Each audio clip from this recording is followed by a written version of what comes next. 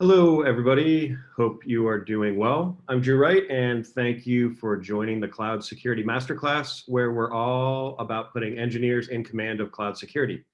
If you've attended a previous masterclass session with us, thank you. We appreciate you returning, and if this is your first time, welcome. We're thrilled to have you. Today, we're going to be digging into the security of serverless, but before I get started, I've got a few things to share. First, we have a growing library of Cloud Security Masterclass sessions available to you on demand. You can access those at fugue.co/masterclass. And also make sure you sign up for updates because we're always announcing new upcoming sessions. We also released recently the first edition of the Engineer's Handbook on Cloud Security. This is full of useful information for engineers that own the security and compliance of their cloud environments, and they don't like the headaches that often come with all of that. You can download your PDF of the handbook at fugue.co/handbook. All right, so chat is now open, and it will be for the full session today. So if you have questions or comments at any time during the session, please do pop those into the chat. Make sure they're addressed to all attendees and panelists. And we'll make sure those get addressed. We like to have these sessions be fun and interactive. So, all right, let's get on with this. First up, we have Wayne Crissman, Director of Security here at Fugue. Welcome, Wayne. How you doing? Hello, everyone.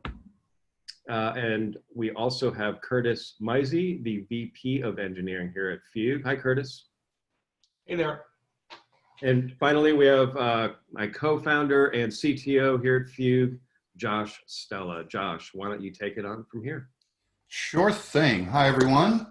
For those who are, actually, why don't we do this as we get started? If you've attended one of our master classes, hit the raise hand button. I just want to get a sense of what we've got in terms of newbies versus folks who are comfortable and familiar with the format. All right, we've got a mix here, a lot of new folks. So let me talk about first what these master classes are really aimed at doing. So the idea of the master class, there's no way in an hour we can, even with the prodigious help of Wayne and Curtis, we can impart to you everything about serverless security in an hour, okay? But what we can do is help you learn to think about it, help you learn to process it, help you learn to have a mental model for dealing with it. I think my video is glitching. I'm sorry if it is. I'm having some technical difficulties today. So what we're gonna do is really walk you through what we think are the most important and fundamental aspects of serverless security. And we're going to do that for the first time in one of our master classes in a interview conversation format with a group of folks. So it's a bit of a panel. Curtis and Wayne have been absolutely instrumental in building a very complex and large, not complicated, right? Only as complex as needs be, but product doing serverless. Fugue itself is serverless. And so we have lived this for years now. And that's why I wanted them to join us today instead of just me kind of talking about it. So I'm really excited about this, and we'll get going. Oh, I never forwarded your slide, Drew. I apologize. This is the Engineer's Handbook on Cloud Security. Check it out. There's a lot of cool stuff in there. Always good to remind. I'm going to set the table with a few slides. Like all master classes, we're going to keep the slides to a minimum. I hate slideware. You probably do too.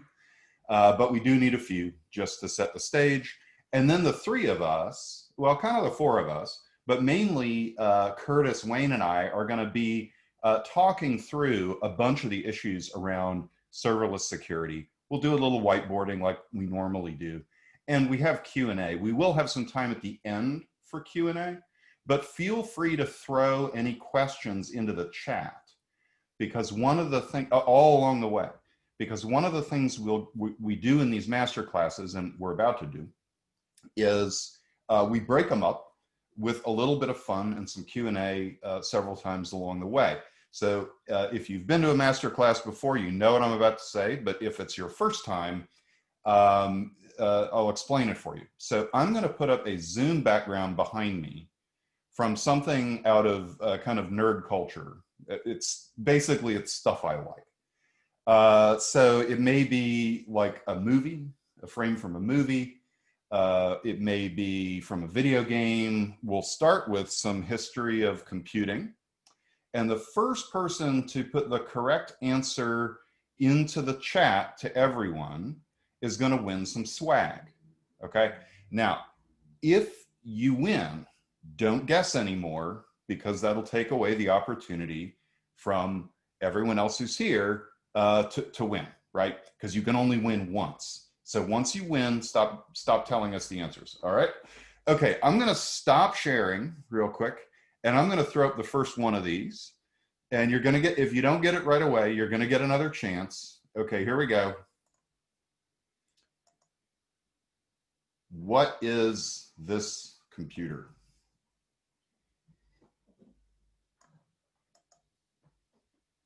Yeah. All right. It's not a Commodore 64. Boy, Bill, you got one number wrong, I think. I don't know.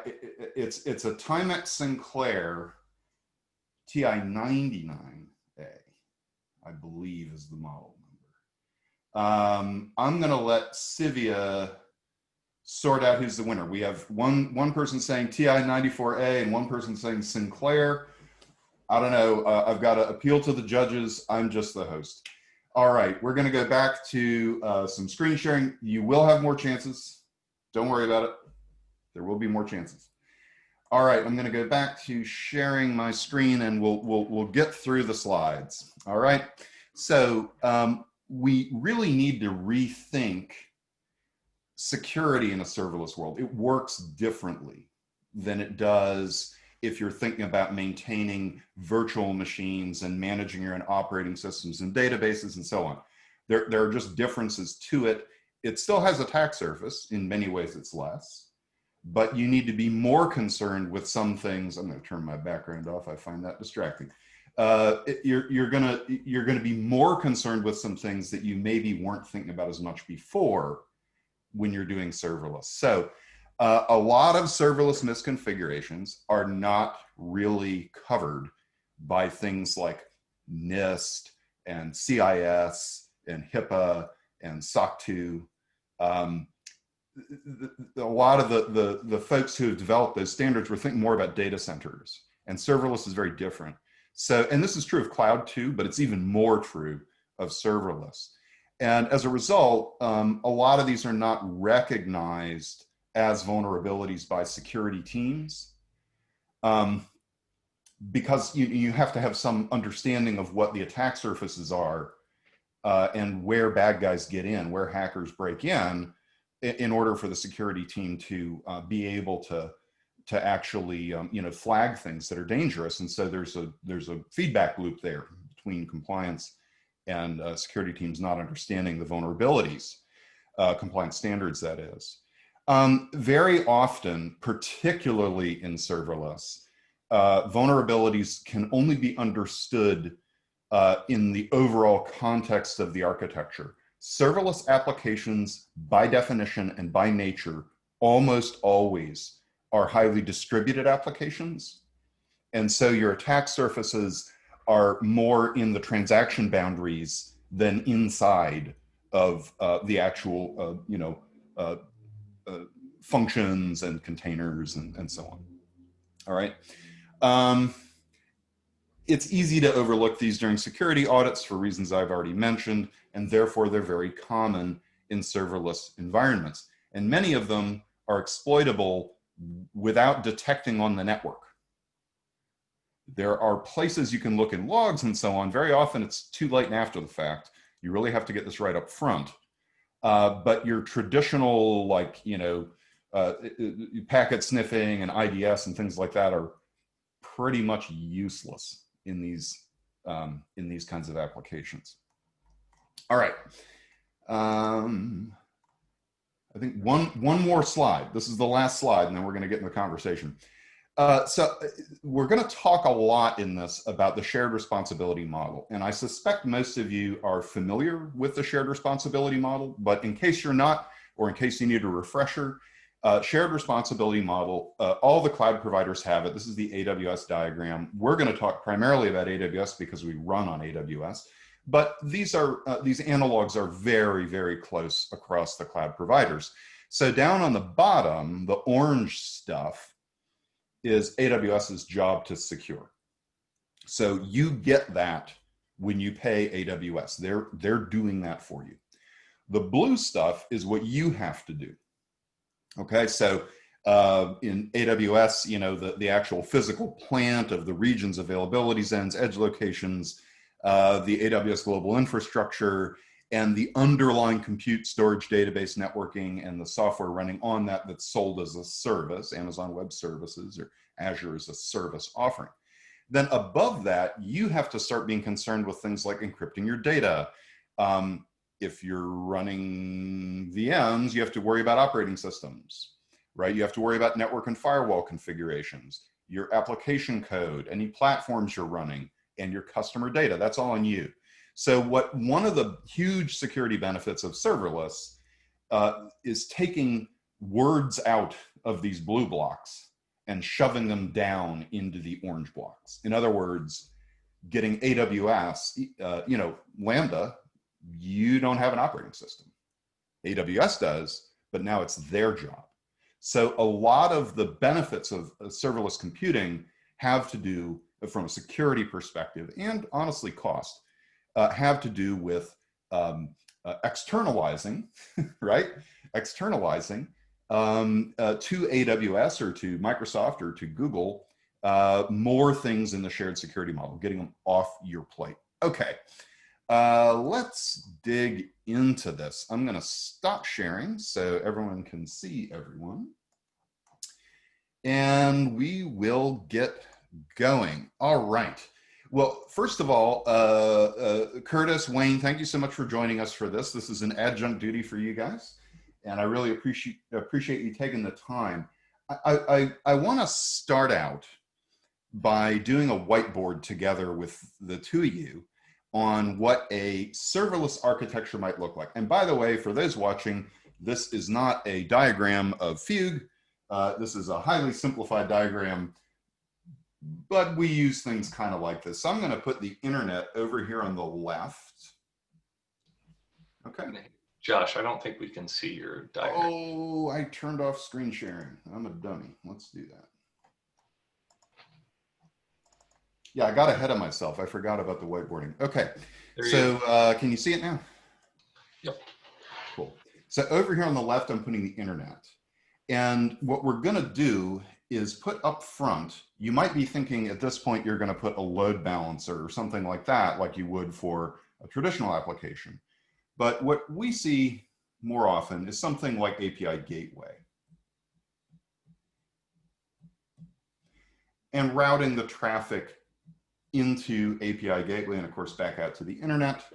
And then behind API Gateway in a serverless application, you're going to have some combination of things like Lambda functions or, you know, Azure functions or whatever, and maybe, you know, some containers. I'm going to draw a whale really badly. Here's a little whale. So you got some containers. Yeah. And sorry for my bad art today. And yeah, then you probably, a pretty good whale, Josh. Is it an okay whale? All right. It's a happy whale anyway. So you'll probably have layers of this. And then you're going to need at some point to do data storage and persistence. So behind these things, you might have, for example, a combination of, oh, I don't know, let's call it a DynamoDB database and S3 or something like this. Okay, so roughly how a serverless architecture is going to work is a request comes into the API gateway, that connects to a Lambda, which might itself invoke other Lambdas, and eventually there's maybe an interaction with a database or with S3, and then some return call through the stack. So Curtis, Wayne, is this a reasonable, simple approximation in your view? Yeah, absolutely. Very common for API gateway to kind of be the ingress to this whole thing. And then, yeah, kind of a whole swarm or cloud of Lambdas, if you will, that all interact with the different resources in your account. So S3, Dynamo, RDS, and so on. Yeah, we'll throw RDS up here too.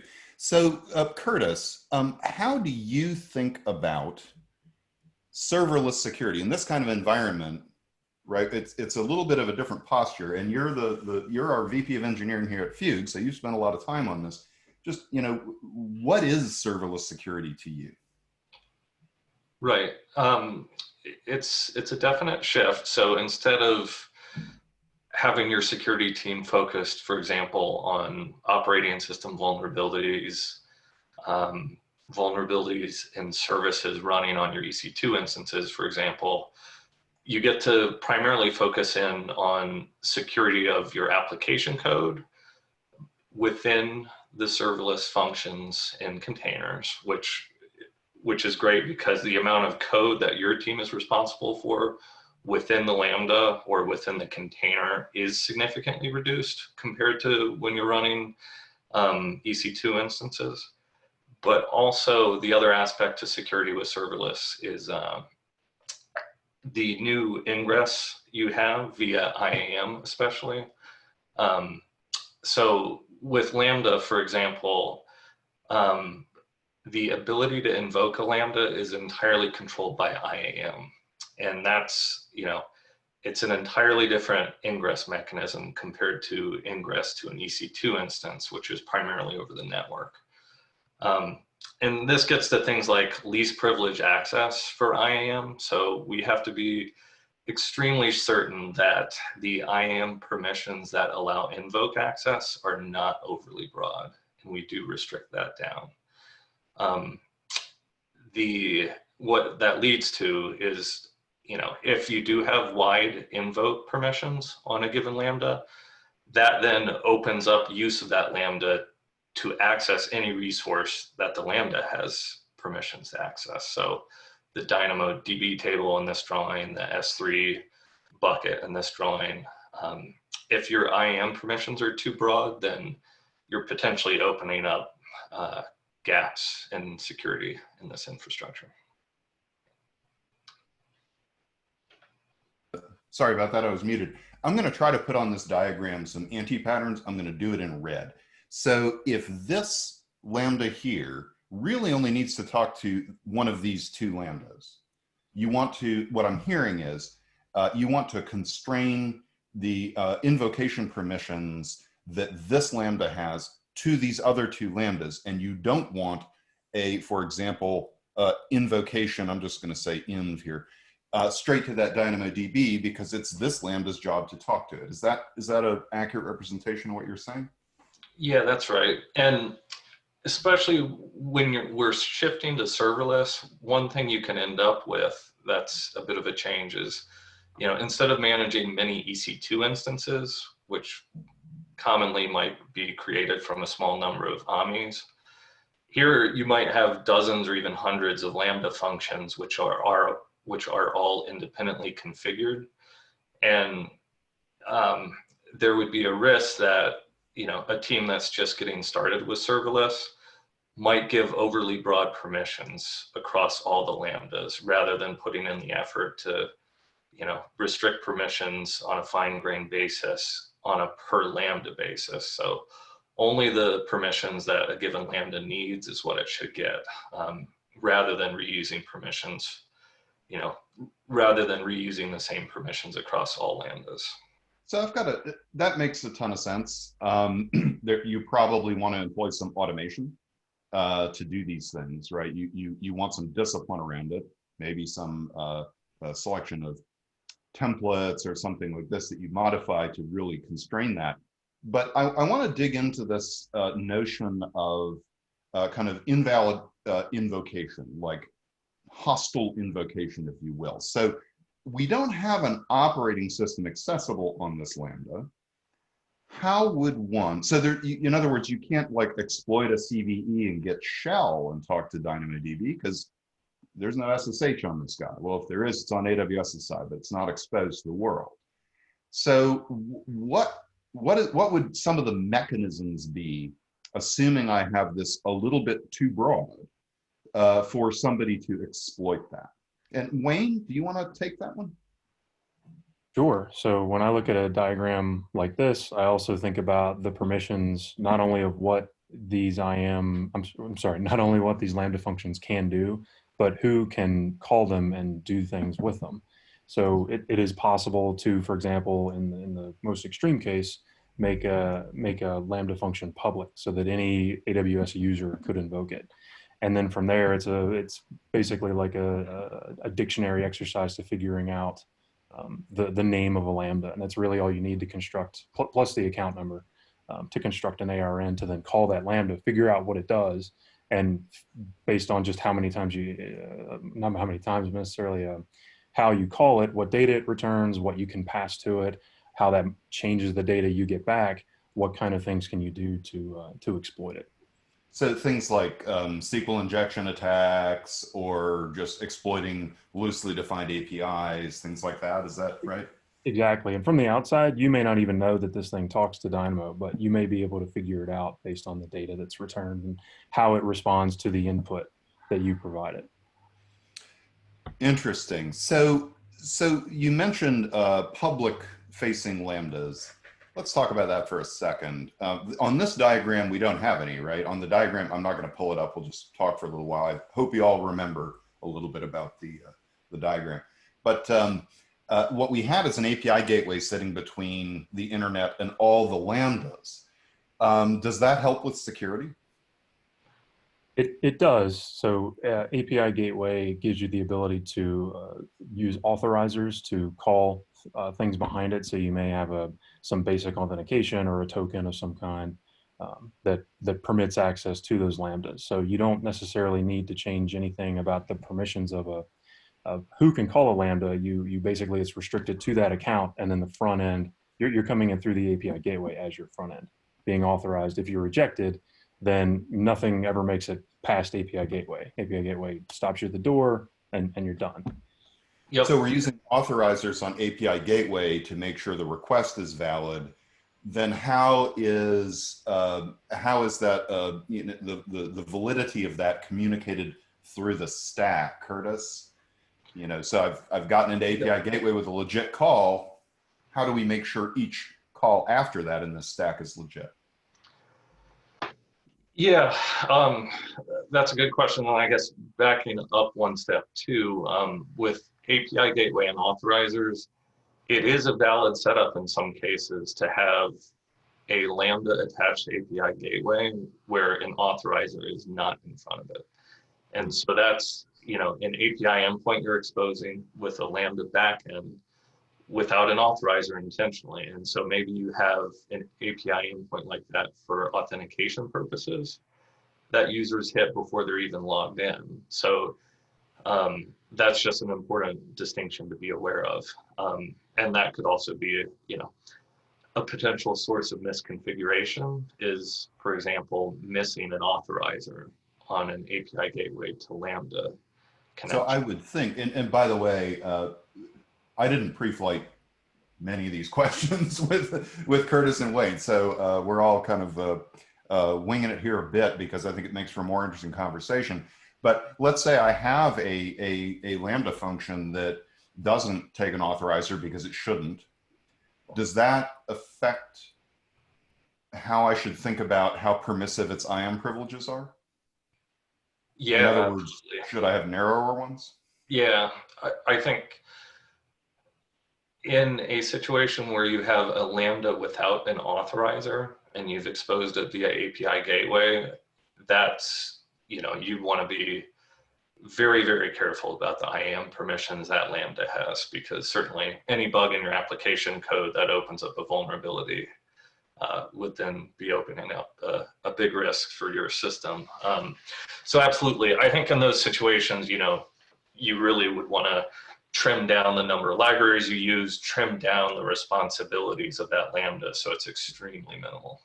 You know, this is super interesting to me because it's kind of like a DMZ in a way in the old days, right? Where you might have one part of the N-tier network where things are more liberal, but you went to application code and like the number of libraries as being part of the attack surface or the vulnerability surface.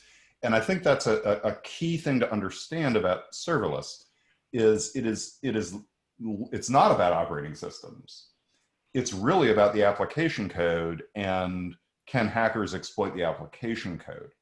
So it does change, and that makes it kind of mostly, in my view, about the architecture of the system. In other words, the layout of the services, the lambdas, the databases, the gateways, et cetera, and then the security of the app itself. Is that a fair assessment, or am I missing something? And that's to both of you. I think that's fair. I mean, you called it at the beginning. It's all about you have to look at security of serverless architectures as the architecture, not just the individual pieces security there. You have to look at the entire application from top to bottom.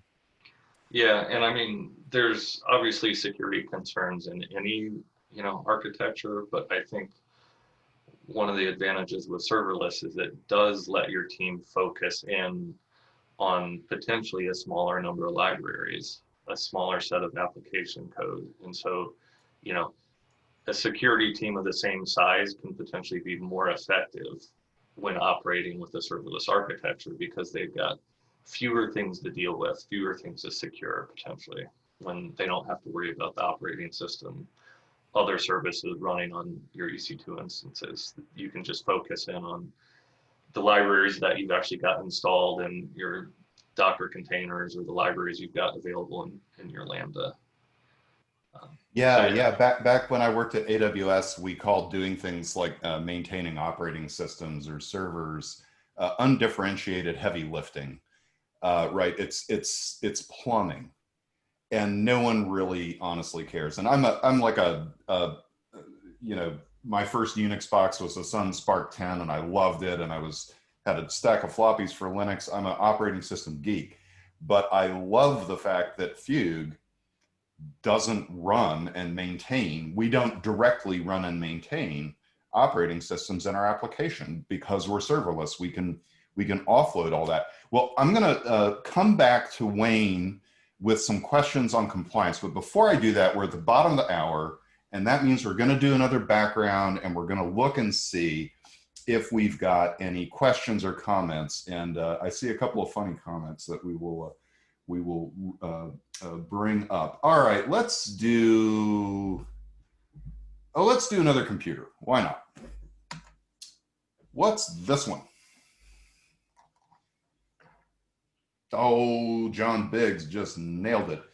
This thing was called the B-Box, and it was super cool in my opinion. Yeah, congrats, John. Nailed it in 2 seconds. All right, I've got some really hard ones in video games, and those are coming next. So we'll talk about the B-Box for a second. We'll get back to the session, but just be warned, the next ones are going to be super hard video game backgrounds. So the B-Box was really cool because Jean-Louis Gasset, who had been the CEO of Apple for a time, and he got fired. I think Gil Amelio was next before they brought Jobs back. He left and created this company called B. And they made an operating system called BOS, and they made a computer called the B-Box, which was a multiprocessor computer when that was pretty rare. And the OS was completely object-oriented, written in C++. And this almost became the acquisition that Apple made to replace old Mac OS.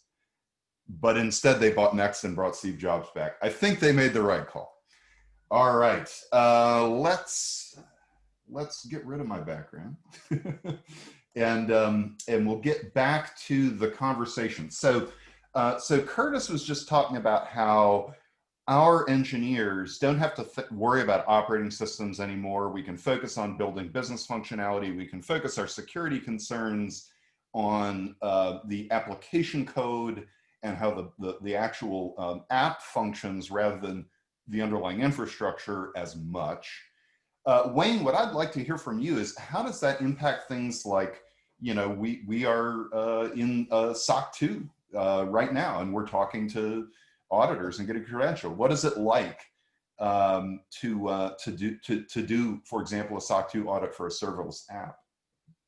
So the short answer is it puts us in a really good spot because a lot of the interview style questions that we get have to do with, what are your patch schedules? Do you have any vulnerabilities within the last XYZ timeframe? And then how did you remediate them at the OS level? Well, there are all kinds of problems like that we just bypass altogether. They're not applicable to us because we don't have any physical servers. There are questions like, do you have guarded entryways or do you have key code access to your data centers? Well, we don't have any of that, and we never have. That's all pushing it down into the orange, right, of the shared responsibility model. And then when those questions come up around patches, like when do you do patch Tuesday? Like none of that applies to us. So that's pushing even more and more down into that orange, so we can focus more on things like access controls, which are all things we'd have to do anyway. So if we did run a data center, we'd have to deal with all the physical controls, environmental controls. How do you fail over one data center to another? All of that stuff we just hand off to AWS, and it just is entire classes of problems that we don't even have to think about. So part of our security policy is just no EC2 instances, no kind of virtual computing like that. So we don't even have that whole. You talked about being able to get in and get shell. Like we don't have that issue because we just don't run them.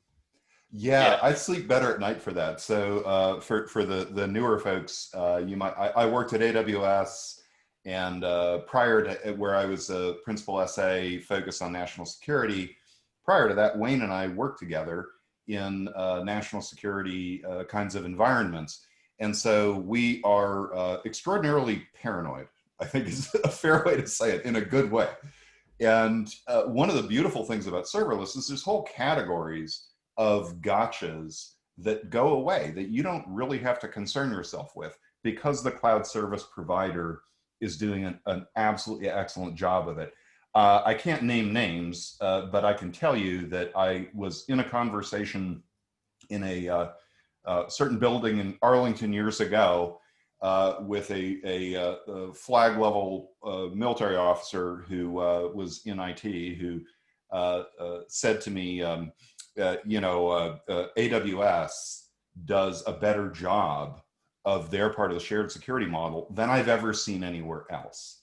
And I trust them deeply, having worked there. I suspect and believe the same is true of Microsoft and of Google. You just don't see cloud breaches due to the mistakes of the CSPs. They have outages, but they're really, really good at running a tight ship. So if I can offload stuff to them as the CTO of a small startup, boy, I'm going to do it.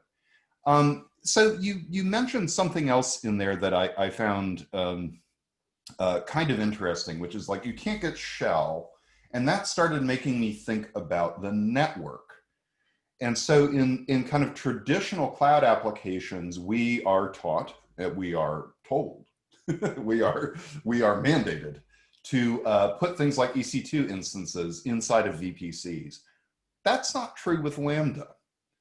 And I think this is interesting. So I'm going to go back to Curtis. Can you talk a little bit about the security considerations of whether or not Lambdas should be in VPCs? Right. Yeah, and I would say that both approaches are totally valid depending on the use case. That's certainly true. And then I guess one way I think about it is in terms of Lambda's security and VPCs, in a way, you want to protect the resources within your VPCs from the Lambdas as much as anything else. So for example, if you have an RDS database in a VPC network, if you have hundreds of Lambdas all in the VPC, then they could all potentially get access to that RDS database, depending on security groups and so on. So if you can, and if there's no requirement to have Lambdas in your VPCs, having them outside, unattached to any VPC means those Lambdas cannot access those resources at all, and you're fundamentally in a better place in terms of security. And with Lambdas, it's a common recommendation to use services like DynamoDB, for example, where no VPC access is required. So that's always a good option too. But yeah, I guess if anything, my recommendation would be if you don't explicitly need VPC access for your Lambda to access an RDS data store or another resource within your VPC, then don't do it, and you'll be better off from a security point of view. So I find this very, very interesting because one of the things I have said in other classes and in lots of presentations, the cloud is not a remote data center, it's a big distributed computer. And I think that in this scenario, it's really starting to point this out in a very meaningful way, because what I just heard from you is that rather than doing segmentation via TCP/IP network definitions like VPCs, subnets, routing tables, ACLs, et cetera, security groups, you might be better off just using IAM as effectively the network, because that's the only one you need to worry about. Is that a fair description? Yeah, that's true. And, in a simplified application, or maybe in, a microservice that you're deploying with Lambda or something like that, you could get by without any VPC at all. And that does actually reduce the number of things you have to be concerned with to primarily IAM. And, you could potentially not have a VPC at all for some applications. And then, yeah, you don't have to worry about securing security groups, subnets, VPCs. You could focus in on the IAM part. So go ahead, Wayne. Well, and just the one last thing was, yeah, I mean, you've got IAM in both cases, right? So if you could reduce it to only focusing on IAM and proving that that's secure, you'd be in a pretty good spot. Well, let's. I'm sorry. I thought Wayne had a comment. It was you, Curtis. I'm going to share my screen on the diagram again, and maybe we can talk a little bit about. I hope you're all seeing my screen. What kinds of IAM privileges are needed for these things? We've talked about invoke, right? I'm going to switch back to a black pen here. So really, so API Gateway has an attached Lambda here, and then it can invoke, in this case, the next Lambda over.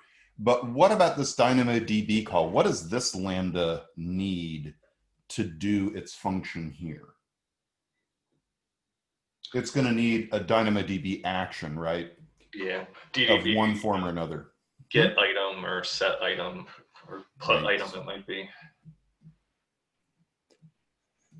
So as we think about these, and if you've watched on the other master classes on IAM and S3, it all kind of comes back to policy, and IAM is just a type of policy. And getting that, the default is deny everything in AWS, and then you're giving allowances through these IAM policies. So you're poking little holes in the wall of denial that AWS puts between everything in these architectures. So you want to be very conscious. In other words, this Lambda should not get these allowances. Only this one should.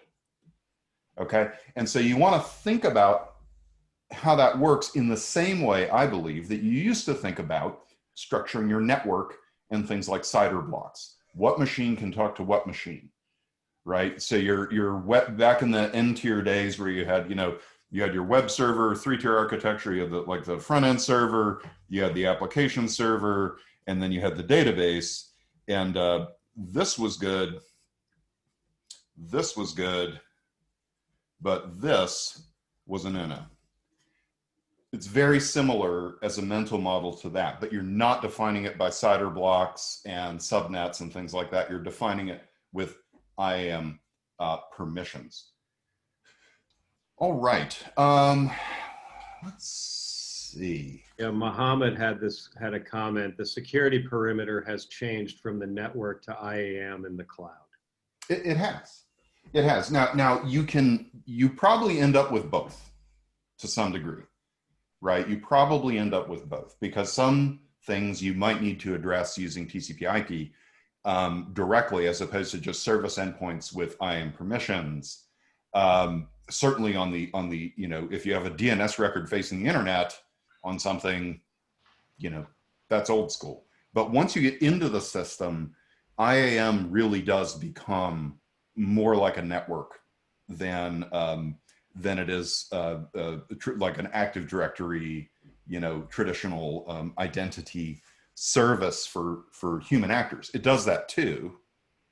But as you're designing applications using serverless technologies, it becomes the network, and you really need to understand how things can flow through that. And by the way, we do a lot of that analysis for you with Fugue. It's one of the things we focus on. And I've got one thing to add on potential ingress into IAM, Josh. So I don't think we touched on it yet here, but with IAM, trust relationships matter a lot. And so it's possible to either have a misconfigured trust relationship on a role used by one of these Lambdas, for example, that potentially allows anybody from any other AWS account to do an assume role onto one of the roles used by one of these Lambdas. And then that opens you up then for that person to use those permissions granted to that Lambda for any other purpose. So trust relationships on roles used by these Lambdas matters quite a lot. And that would be a bad source of misconfiguration. It would be an interesting follow-up masterclass to talk about IAM specifically as it relates to serverless. Well, actually AWS policy as it relates to serverless, because there are also other places you can kind of inject limitations on. So for example, an S3 bucket policy can have denial unless a request comes to a particular CIDR block or something like this. So there's ways you can kind of open stuff up and ways you can choke it down, and it's a very, very complex topic. But I'm kind of feeling like it might be fun to dig deep into IAM as it relates to serverless as a follow-up. All right, we're 3/4 of an hour, so I'm going to do another background. I'm going to stop sharing. And Drew, while I'm pulling one up, let me know if we have any other questions. We've got like one or two here. There's this one from Michael Turnbow. Given that IAM is key here, have you found any solutions that on the front end inspect the creation of role and policy for minimally scoped privileges? And there's more to it if you'd like me to continue reading. Well, let's pause there for a second. So we do, by the way, there's a background up. This one is a pretty niche video game, Japanese video game from the early aughts. And if nobody gets this in a little bit, I'm going to switch it up. I mean, we do a fair amount of that at Fugue. The definition of minimal permission, right, is defined by your application. So there is no like generic way to do that, but what we can do, and we do in our product, is help you. It is not The Last Samurai. Good guess, Vihi. All right, in another sec, I'm going to switch it up to something a little easier. We can help you identify the ones that are like known dangerous, but a lot of this is dependent on you designing an application architecture in a sensible way, like not having a single Lambda that has access to everything or something like this. All right, Amir got it. It's a game called The Silver Case. It is, I think, absolutely brilliant. It's very niche. It's really fun, I found, to play. Back when I used to fly on airplanes, this game is a highly surreal cyberpunk kind of noir thriller that it's from Japan. Most of my games are from Japan, but it's really fun to play on an airplane because you'll catch your seat neighbor looking over and wondering what you're doing. as it plays. All right, awesome call, Amir. Yeah. So what Michael's issue is that he wants to be able to enable teams to create roles and policies, but today have to force them through an IAM pipeline so we can evaluate it. This is problematic now as teams deploying infrastructure need to have their own infrastructure pipelines they control and push their IAM through ours. Dome 9 and similar are after the fact. Yeah, one thing that comes to mind for me, and I'm not sure if this is applicable to the situation, but you can let us know. It is possible to do pre-flight checks when you're doing infrastructure as code. So we have an open source tool that can help with this. So with Terraform, for example, if your team's using that, if you do a Terraform plan or Terraform apply, you can insert checks at that point to make sure that overly permissive IAM roles are not created. So that may be an option you could look into. Yeah, I think that's exactly right. And by the way, you can, here, I'll share my screen again. I'm juggling windows here, sorry. I'll share my screen. Oh boy, maybe I should have pulled up a web browser first. Let me do that. Just to show you where this open source project is on GitHub, I'm gonna pull this over here and, oh, come on. We'll do this, and we'll do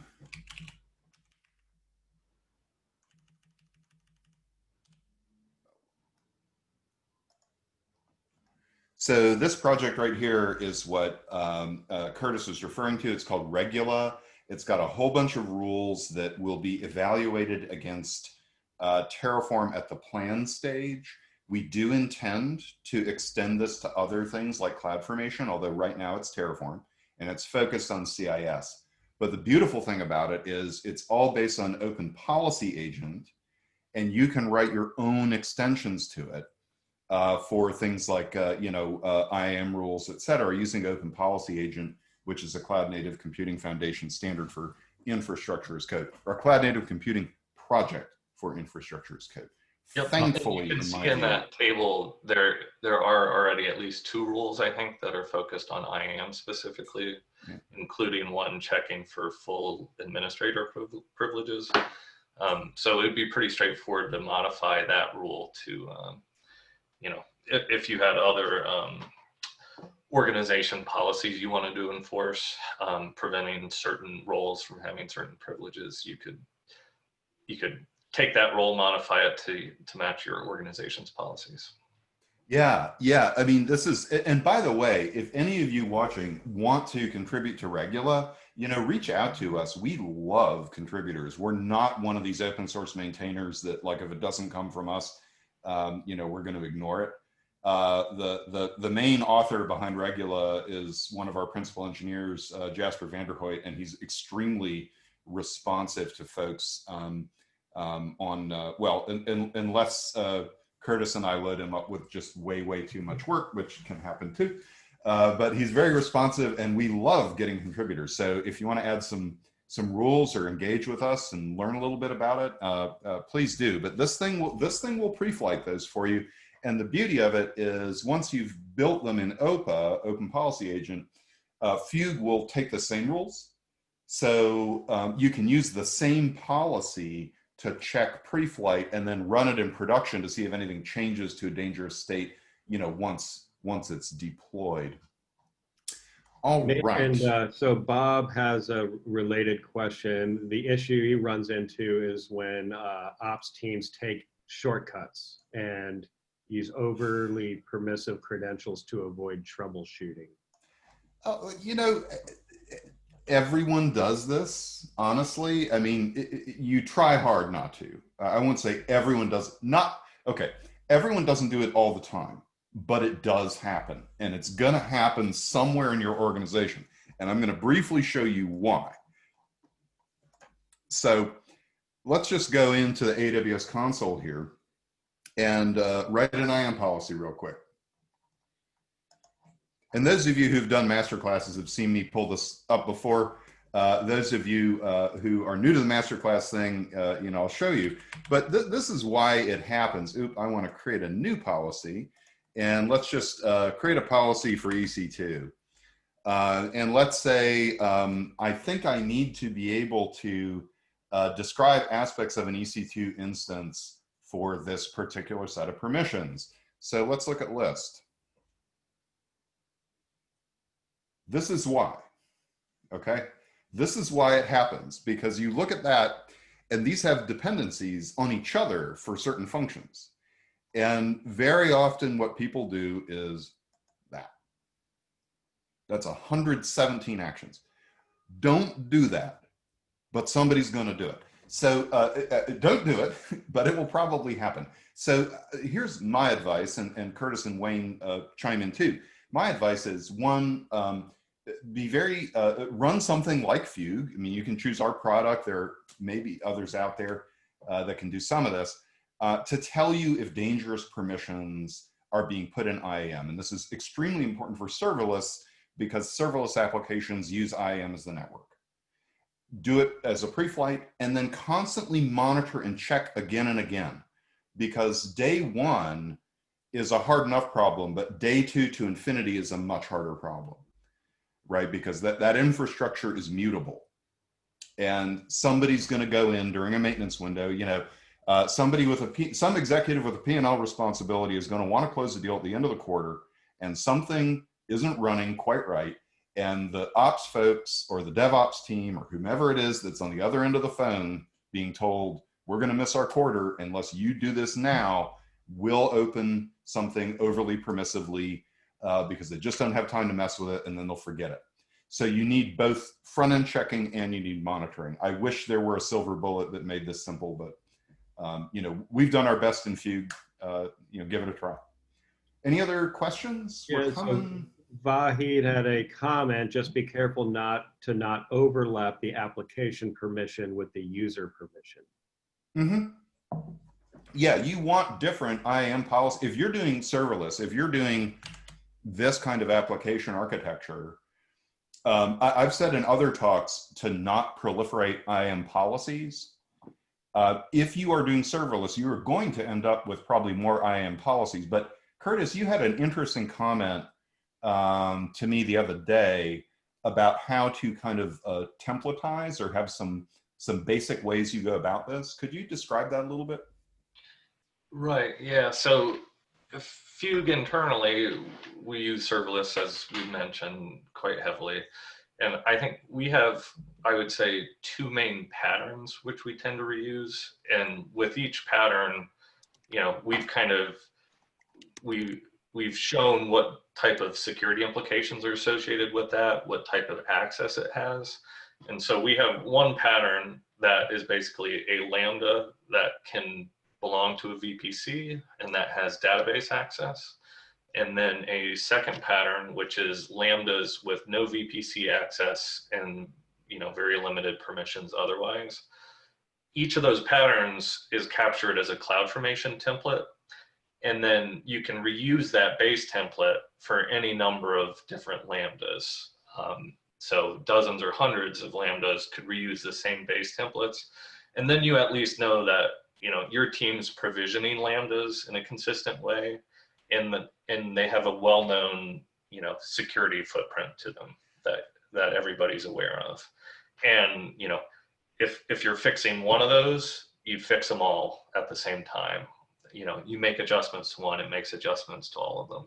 And so in that way, you can have more assurance that you don't have Lambdas that are in some one-off configuration that might have a vulnerability or might be misconfigured.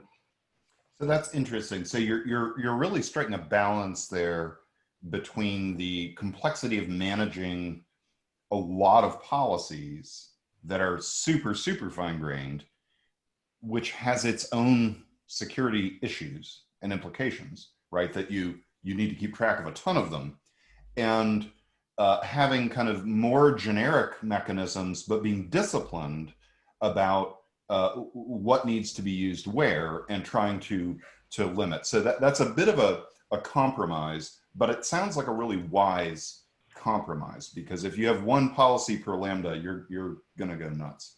Yeah, and you can still do CloudFormation templates in the way I described while still injecting per Lambda's customizations to the policy if you need to.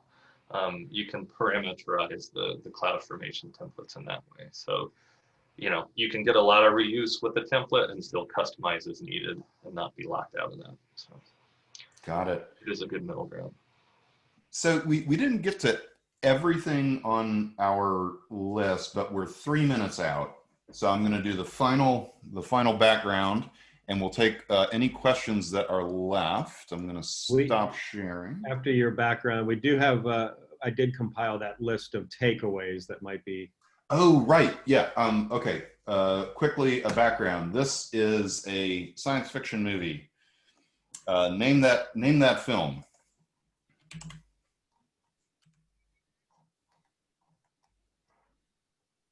No, it's not Blue Man Group. It's a